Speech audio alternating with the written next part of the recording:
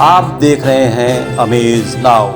गंगा, यमुना, राप्ती और गोमती के तटवर्ती इलाकों से खबरें आप तक।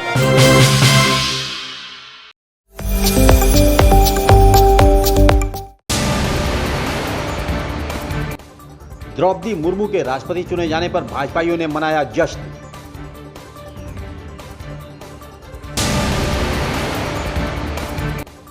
चंद्रशेखर आजाद की मनाई गई 116वीं जयंती।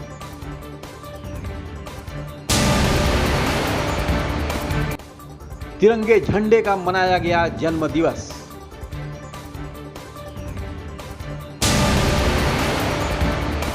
जागरूकता शिविर महिला जन सुनवाई कार्यक्रम में शिरकत किया राज्य महिला आयोग की सदस्य निर्मला द्विवेदी ने।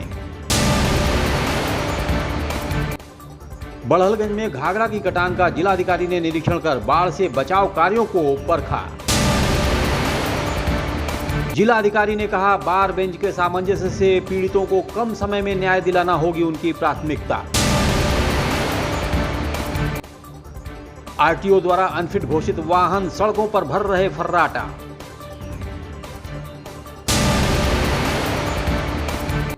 सिखों के 8वें गुरु श्री गुरु हरिकृष्ण महाराज का प्रकाश पर्व महानगर में श्रद्धापूर्वक मनाया गया। सोनिया से ईडी ने की पूछताछ, कांग्रेसी उबले।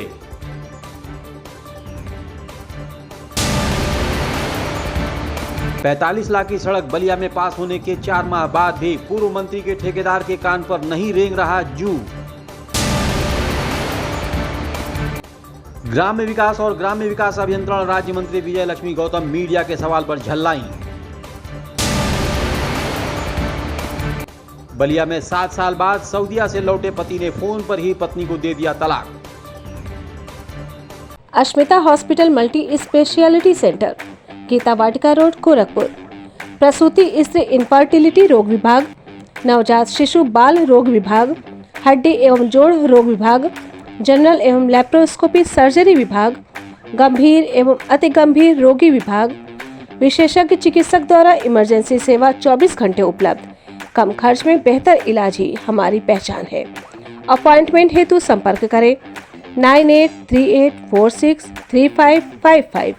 आधुनिक सुविधाओं से सुसज्जित OT, emergency, ICU ward, NICU ward, general और प्राइवेट वार्ड उपलब्ध। हमारा पता है अश्मिता हॉस्पिटल, पादरी बाजार चौक से 500 मीटर पश्चिम, गीता वाटिका रोड, गोरखपुर। प्रथम आदिवासी महिला द्रौपदी मुर्मू को 15वीं राष्ट्रपति चुने जाने पर चौरीचौरा भाजपा मंडल अध्यक्ष योगेंद्र जायसवाल, मिहिर जायसवाल के संयुक्त नेतृत्व में कार्यकर्ताओं ने नगर पंचायत मुडेरा बाजार में शुक्रवार को गाजे बाजे के साथ एक दूसरे को मिठाई खिलाकर आतिशबाजी के साथ विजय का जश्न मनाया। बीजेपी कार्यकर्ताओं का कहना था कि देश में पहली बार एक आदिवासी समुदाय की महिला को राष्ट्रपति बनाए जाने पर देश को गर्व होना चाहिए। देश के अंतिम पायदान पर खड़े व्यक्ति तक सभी संसाधनों को पहुंचाना और देश के अंतिम व्यक्ति को सबसे सर्वोच्च पद पर पहुंचाना मोदी योगी द्वारा ही संभव है। हालांकि बीजेपी ने इसके पहले भी अल्पसंख्यक समाज के missile man APJ Abdul Kalam को राष्ट्रपति बनाया था। और एनडीए ने मिलकर द्रौपदी मुर्मू जी को महामहिम राष्ट्रपति के पद पर निर्वाचित कराया है, जो कि देश के लिए, आदिवासी समाज के लिए, दलित समाज के लिए, उन सर्व समाज के लिए गौरव की बात है। हम लोग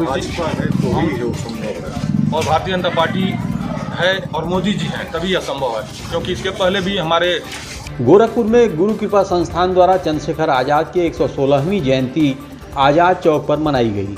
आज़ादी के वीर सपूतों को याद किया गया, दीप प्रज्वलित कर श्रद्धा सुमन अर्पित किया गया।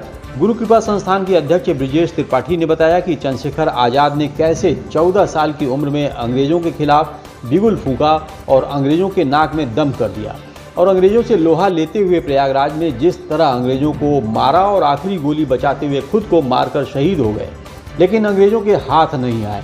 आज हम उन वीर सपूतों को याद करते हुए उनके बलिदान, शहादत को सलाम करते हैं।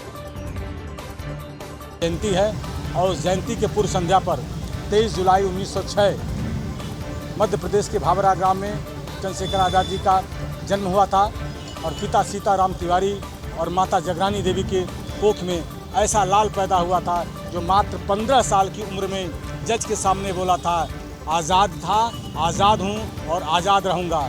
और प्रयागराज के अल्फ्रेड पार्क में अंग्रेज़ों के पुलिस से लड़ते हुए अंतिम गोलियां अपनी कनपट्टी पर मारकर अपनी ई लीला को समाप्त करते हुए देश में आने वाली जितनी युवा तरुणाई है उनको संदेश दिया था कि भारत माता को आज़ाद कराने के लिए अपने प्राणों का उत्सर्ग जब जब आवश्यकता पड़ेगी तब तक पूरा युवा समाज देगा।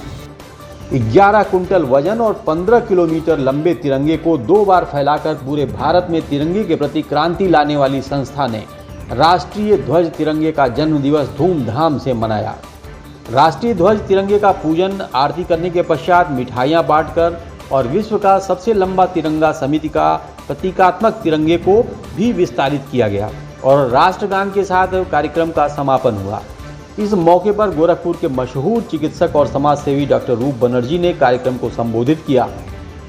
22 जुलाई 1947 राष्ट्रीय ध्वज तिरंगे को संवैधानिक रूप से अपनाने के बाद भारत का प्रतीक तिरंगा बन गया। कार्यक्रम के विशिष्ट अतिथि के तौर पर गुरुद्वारा प्रबंध समिति के प्रमुख सरदार जसपाल सिंह ने कहा कि आज पूरे भारत में तिरंगा दौर का विशेष जुलाई 1947 को आज ही के तिथि में हमारे तिरंगे को संवैधानिक रूप से मान्यता लेकर के राष्ट्रीय संविधान में शामिल कर लिया गया था। हमारी संवैधानिक मान्यता मिली थी, अर्थात इसका मतलब हुआ कि आज ही तिरंगे का जन्म दिवस है। हमने आज देश की जो पहचान पूरी दुनिया में इस तिरंगे के माध्यम से आज ही के दिन हम लोगों ने पाई थी, जिससे हम लोगों ने तिरंगे का जन्म दिवस मनाया है क्षत्रिय महासभागार पर।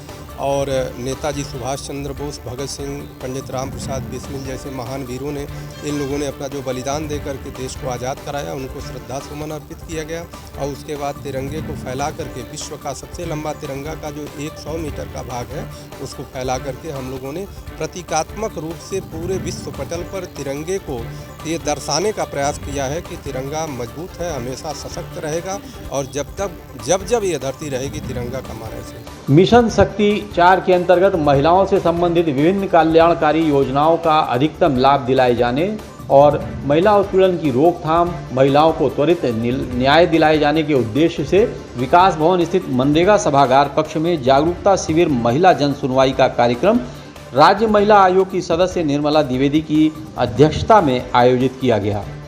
महिला जन सुनवाई के लिए आई महिलाओं की समस्याओं को सुनवाई की गई और उनकी समस्याओं के शीघ्र निस्तारण करने के लिए संबंधित विभागों को प्रकरण संदर्भित किया गया। हम सशक्त नमन करते हैं उनको और अपने सभी अधिकारियों को भी कि उन सबने पूरी ईमानदारी से कार्य किया। अभी भी हम कोरोना से बाहर नहीं हैं, इसलिए हम उन नियमों का पालन करके और सारी परिस्थितियों को समझते हुए अपने कर्तव्यों का पालन करें और जनता के अधिकारों की रक्षा करें। हम सबका यही प्रयास है। इसमें हम सभी अधिकारी जैसे कि डीपीओ साहब अभी संचालन कर रहे हैं और वो शुरुआत करेंगे, तो हम एक तरफ से शुरू करें और अब सरकार की योजनाओं के बारे में चर्चा करें कि सरकार की कौन सी योजना किस अधिकारी के पास है और उसमें वो कितना कर चुके हैं, कितना जनता को लाभ। महीने में पूरे यूपी में महीने के प्रथम बुधवार को और तृतीय बुधवार को हर ज़िले में जाकर के जनता महिलाओं की जन सुनवाई करते हैं और हमारा ये प्रयास होता है कि महिलाओं की सभी प्रकार की समस्याओं का समाधान हम कर सकें, उसका मौके पर ही निस्तारण कर दें तो ज़्यादा अच्छा है। महिलाओं को कहीं और जाना ना पड़े और उससे संबंधित सरकार की जितनी भी योजनाएं हैं उस पर महिलाओं को कितना लाभ मिल रहा है, वो कितनी लाभान्वित हो रही हैं और सरकार की योजनाएं उन तक कितनी पहुंच पा रही हैं और कहाँ नहीं पहुंच पा रही हैं, इसके बारे में समीक्षा बैठक करते हैं। गोरखपुर का इन योजनाओं में इन अधिकारियों के माध्यम से हम किस स्थान पे हैं इसके भी हम जानकारी लेते हैं। बड़हलगंज मुक्तिधाम के कटान स्थल और बगहा देवार के कटान स्थल का जिलाधिकारी कृष्णा करुणेश ने निरीक्षण कर बाढ़ से बचाव के कार्यों को देखा और निर्देश दिया कि लोग नदी की तरफ न जाएं, इसके लिए रेलिंग आदि लगाए जाएं। इसके उपरांत जिलाधिकारी ने बगहा देवार के कटान स्थल का भी निरीक्षण किया और निर्देश दिया कि कटान न हो, इसके लिए बचाव कार्य में और तेजी लाई जाए। सिंचाई विभाग के अधिकारी 24 घंटे बंधों की निगरानी करने के लिए अधिकारियों को तैनात करें। इसी क्रम में जिलाधिकारी कृष्ण करुणेश ने कहा कि इस तरह का औचक निरीक्षण आगे भी जारी रहेगा। तहसील, ब्लॉक सहित सभी विभागों के अधिकारी अपनी योजनाओं के अद्यतन प्रगति रखें। जिला अधिवक्ता एसोसिएशन गोरखपुर द्वारा शुक्रवार को अधिवक्ता सभागार में अधिवक्ता संघ द्वारा नवागत जिलाधिकारी कृष्ण करुणेश का स्वागत किया गया। जिलाधिकारी ने कहा कि बार बेंच के सामंजस्य से पीड़ितों को कम समय में न्याय दिलाना उनकी प्राथमिकता होगी। भ्रष्टाचार पर अंकुश लगेगा और शासन द्वारा दिए गए दिशा निर्देशों को समय सीमा के अंदर पालन करना उनकी पूरी पहल होगी। जिला अधिवक्ता एसोसिएशन के अध्यक्ष कृष्ण कुमार त्रिपाठी ने जिलाधिकारी का सम्मान किया।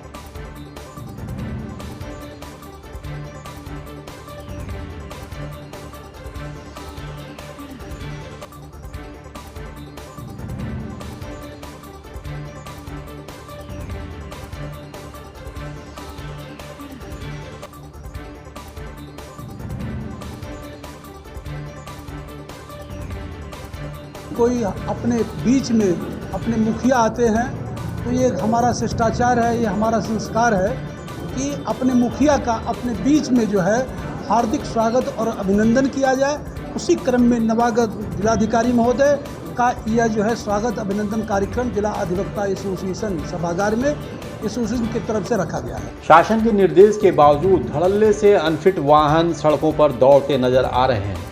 आरटीओ विभाग की तरफ से अब इसको लेकर सख्त रुख अख्तियार कर लिया गया है। खासकर 19 स्कूलों को लेकर जिन स्कूलों के वाहन के परमिट समाप्त हो चुके हैं, कई बार नोटिस देने के बाद भी उन्होंने अपने परमिट को सही नहीं कराया और ना ही रिन्यूअल कराया है। ऐसे लोगों को नोटिस 2 बार भेजा जा चुका है।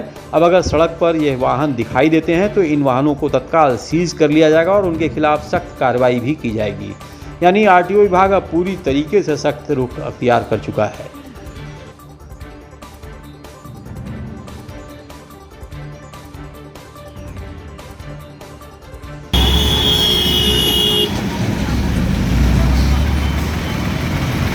हमारे यहाँ 2067 गाड़ियाँ स्कूल के नाम पंजीकृत है, छोटी बड़ी सभी गाड़ियाँ मिला करके। उसमें 583 वाहनों के फिटनेस फेल वाहनों का कार्यालय अभिलेखों के परिशीलन से विदित हुआ कि 2 बार नोटिस जारी किया गया है और उनका पंजीयन कार्यालय में निरस्त कर दिया गया है। 583 वाहनों का जिनका फिटनेस फेल है।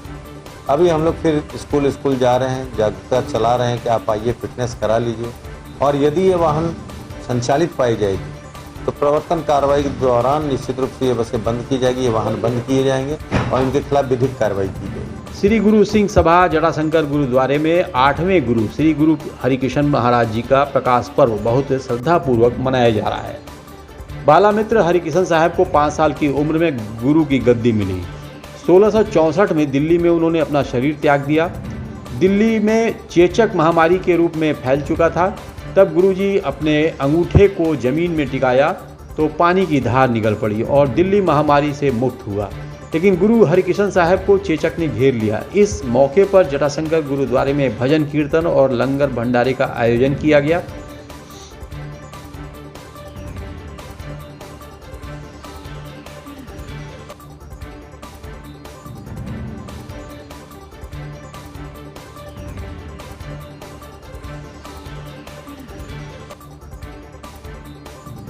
द्वारा श्री गुरु सिंह सभा जटाशंकर गोरखपुर में बाला प्रीतम 8वें पातशाह श्री गुरु हरिकृष्ण साहब जी का प्रकाश पर्व बहुत धूमधाम से मनाया जा रहा है। यहाँ सुबह से सुखमनी साहब का पाठ हुआ है, नितनेम का पाठ हुआ है, उसके बाद आशा दीवाल का कीर्तन और गुरबानी कीर्तन चल रहा है, मनोहर कीर्तन हुआ है। आज के दिन गुरु हरिकृष्ण साहब जी का प्रकाश पर्व यहाँ पर श्रद्धापूर्वक मनाया जा रहा है। अरदास के उपरांत अभी नीचे हाल में लंगर का आयोजन भी है। यहाँ पर कल से एक पटना साहिब के लिए एक धार्मिक यात्रा भी जा रही है, जिसमें आज बहुत संगत भी आई हुई है। वो यहाँ पर अभी अरदास करेगी। कल की यात्रा की सफलता के लिए अरदास भी की जाएगी। धन्यवाद।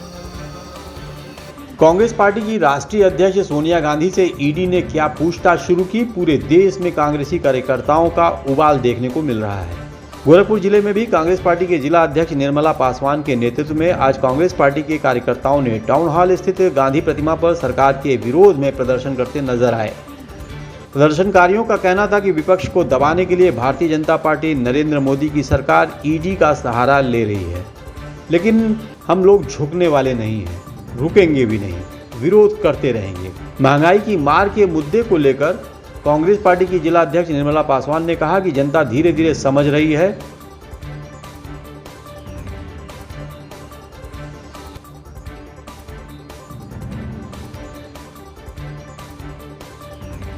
मोदी तेरे ईडी को देख लिया है, अरे मोदी तेरे ईडी को देख लिया है, देखेंगे। राहुल गांधी जिंदाबाद जिंदाबाद। लेकर के ईडी के खौफ से राहुल गांधी को दिल्ली में भी कम से कम 30-30, 40-40 घंटा उनसे पूछताछ की गई कि ताकि राहुल गांधी डर जाए। और उसी तरह कल सोनिया गांधी, आदरणीय हमारी सोनिया गांधी जी को पेश किया गया ईडी के खौफ दिखा करके, झूठा खौफ दिखा करके ये ईडी से डर जाएंगी। तरह तरह का जांच एजेंसियां बैठाई जा रही है कांग्रेस के प्रति, लेकिन सोनिया गांधी इंदिरा गांधी जी की बहू है, यह डरने वाली नहीं है। और हम लोग कांग्रेस के सिपाही हैं, ईडी के झूठे खौफ से हम लोग डरने वाले नहीं हैं। जब तक इसको वापस नहीं किया जाएगा इसका मामला, तब तक ये कांग्रेस पार्टी के हम लोग सिपाही हैं, रोडों पर चलेंगे और प्रदर्शन करने का कार्य करेंगे और इस तानाशाह सरकार को झुकाने का ही काम करेगी कांग्रेस सरकार। बलिया के सेमरी गांव में मेन सड़क से लगभग 700 मीटर बनने वाली सड़क की वैधता 4 माह पहले ही समाप्त हो गई थी, लेकिन अभी तक सड़क पर कोई निर्माण कार्य नहीं होने से ग्रामीणों में काफ़ी नाराजगी देखने को मिल रही है।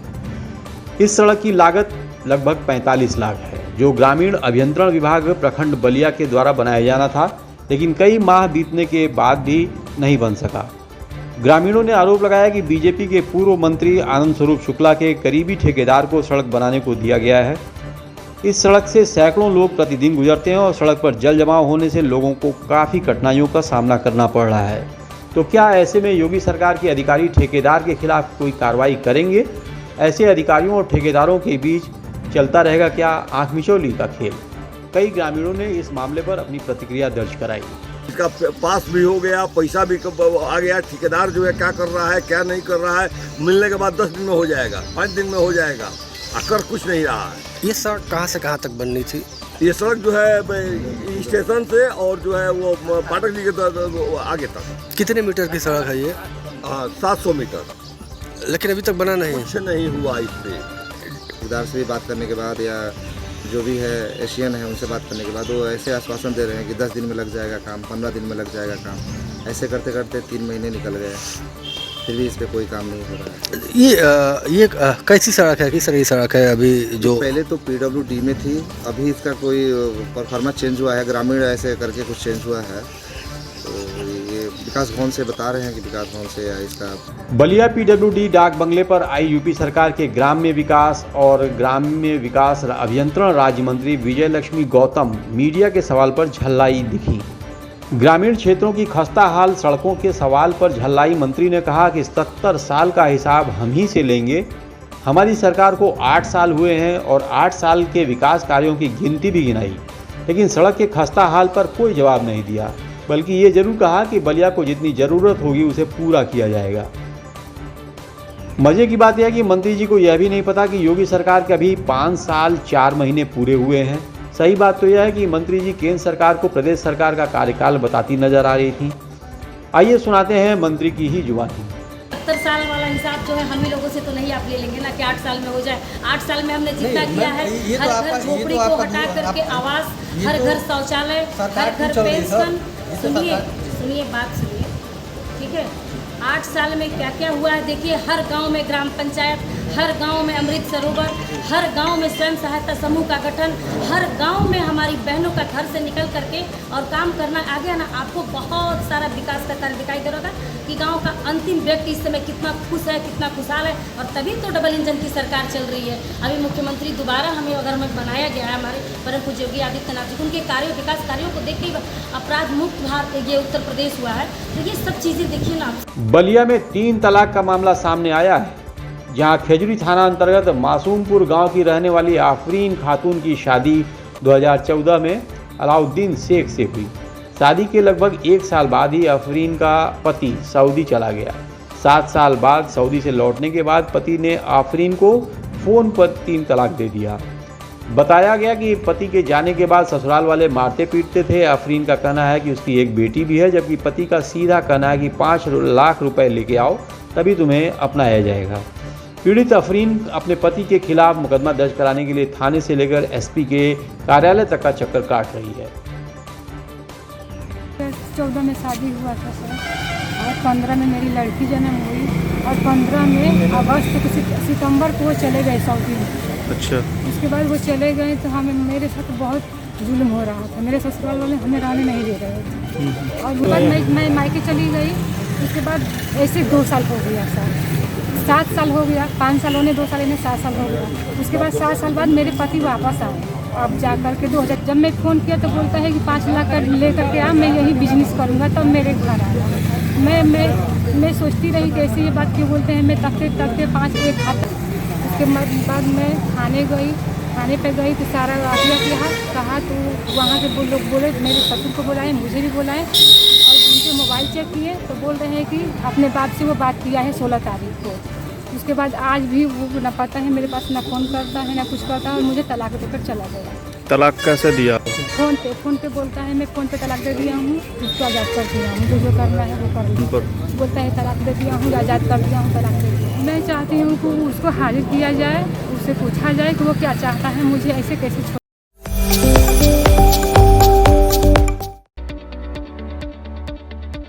आत्मदीप विद्यालय sector near Deoria bypass Gorakhpur. 1.25 एकड़ में फैले इस विद्यालय का वातावरण बेहद ही नैसर्गिक। यहाँ प्लेवे से लेकर 12वीं तक के बच्चों की CBSE पैटर्न पर अनुभवी और कुशल शिक्षकों के मार्गदर्शन में शिक्षा दान। पारंपरिक शिक्षा के साथ साथ बच्चों को व्यवहारिक शिक्षा देना विद्यालय का उद्देश्य। 2 भवनों के बड़े बड़े और हवादार कमरों में ऑडियो वीडियो टेक्नोलॉजी द्वारा ज्ञानार्जन, बच्चों के शारीरिक एवं मानसिक विकास के लिए मेंटर, संगीत साधक और कुशल खेल प्रशिक्षक उपलब्ध। शानदार तकनीकी युक्त ऑडिटोरियम जहां होता है विचारों का आदान प्रदान और प्रतिस्पर्धा। प्रायोगिक ज्ञान के लिए अत्याधुनिक और सुसज्जित प्रयोगशालाएं। आत्मदीप विद्यालय सेक्टर नियर देवरिया बाईपास। संपर्क करें 9935703444 और 8853210002।